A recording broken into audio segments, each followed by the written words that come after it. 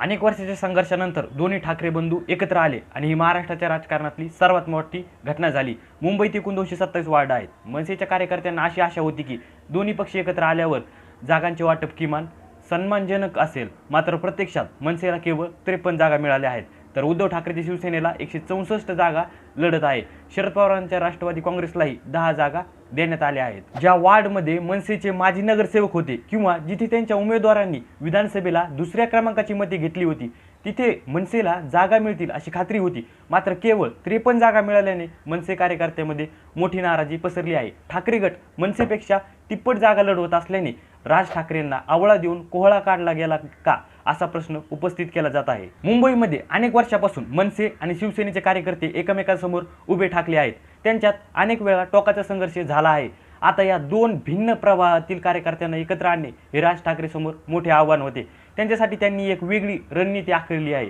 राज ठाकरे यांनी सांगितले की जिथे शिवसेनेचा उमेदवार आहे तिथे मनसेच्या कार्यकर्त्यांनी वाजत गाजत जाऊन त्या जे उमेदवार आहे त्याचा अर्ज भरण्यास मदत करायची आणि जिथे मनसेचा उमेदवार आहे तिथे शिवसेनेने त्यांच्या पाठीशी उभे राहायचे। हा संदेश केवळ कार्यकर्त्यांमध्ये नसून ते मतदारापर्यंत एकजूट दाखवण्यासाठी आहे। रविवारी झालेल्या सभेतही उद्धव ठाकरे म्हणाले की जे काय आमच्यातील मतभेद होते ते आम्ही गाडून महाराष्ट्रासाठी एकत्र आलो आहोत।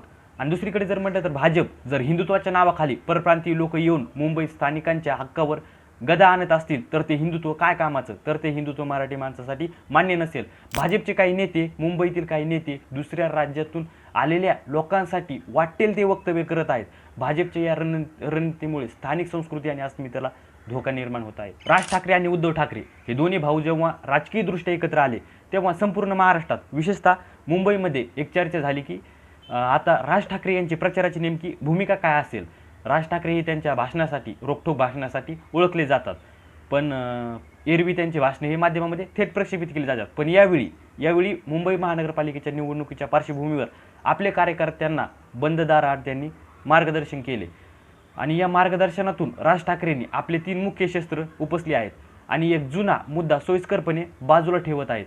राज ठाकरे यांनी आपल्या कार्यकर्त्यांना स्पष्ट केले आहे की आगामी निवडणुकीत त्यांचा प्रचाराचा फोकस हा नरेंद्र मोदी, EVM आणि मराठी माणूस या 3 गोष्टीवर असेल। राज ठाकरेंना याची पूर्ण कल्पना आहे की मुंबई महानगरपालिकेच्या प्रचारासाठी देशाचे पंतप्रधान नरेंद्र मोदी सुद्धा स्वतः मैदानात उतरू शकतात। भाजप सध्या अगदी नगरपालिकेच्या निवडणुकीतही मोदींचा चेहरा वापरून मते मागत आहे।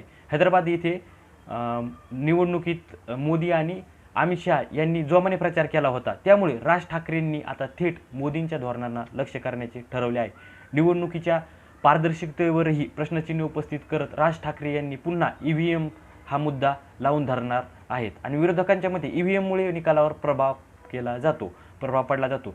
त्यामुळे नेहमीप्रमाणे मराठी अस्मिता हा सुद्धा राज ठाकरेच्या राजकारणाचा कणा राहणार आहे। मुंबईतील मराठी माणसाचे अस्तित्व आणि त्यांचे अधिकार यावर ते भर देणार आहेत।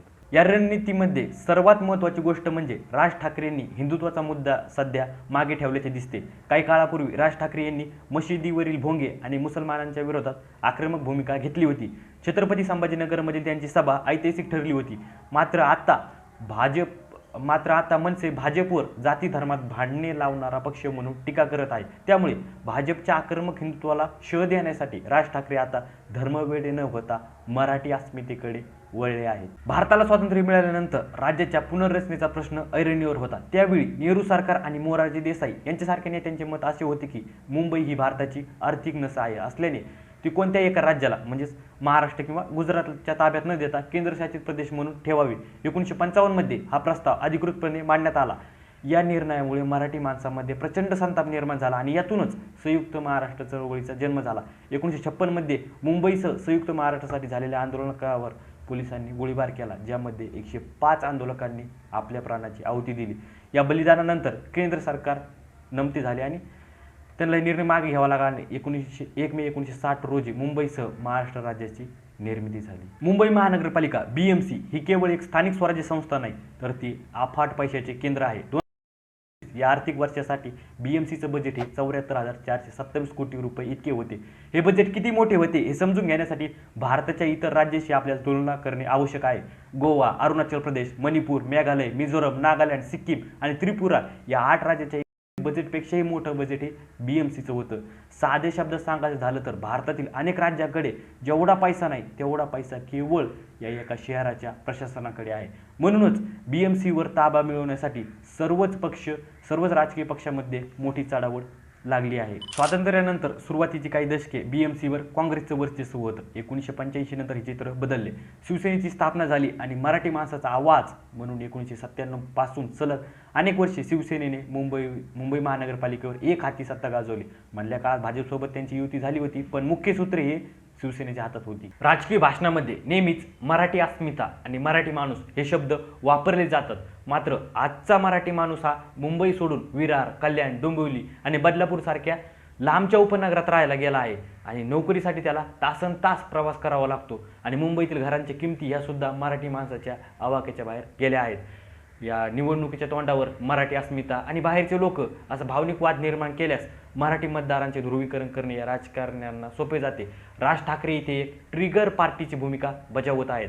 मराठी विरुद्ध अमराठी किंवा केंद्र विरुद्ध राज्य असा संघर्ष करून भावनिक मते निवडणुकीच्या काळात मिळवण्याचा हा एक जुना मार्ग आहे. मग ते भाजप असो किंवा राज ठाकरे असो किंवा उद्धव ठाकरेंची शिवसेना असो. शेवटी राजकारणात कोणतीही कॅसेट कितीही वेळा प्ले केली, बाहेरच्या राज्यातील नेत्यांनी इथं महाराष्ट्रात येऊन काही बोललं किंवा येथील सुद्धा नेत्यांनी बाहेरच्या राज्यातील लोकांच्या मतासाठी काही म्हटलं तरी मुंबईचा आत्मा हा मराठीचा आहे आणि तो कायम मराठीच राहील. मुंबई महाराष्ट्राचीच आहे आणि ती महाराष्ट्राचीच राहील.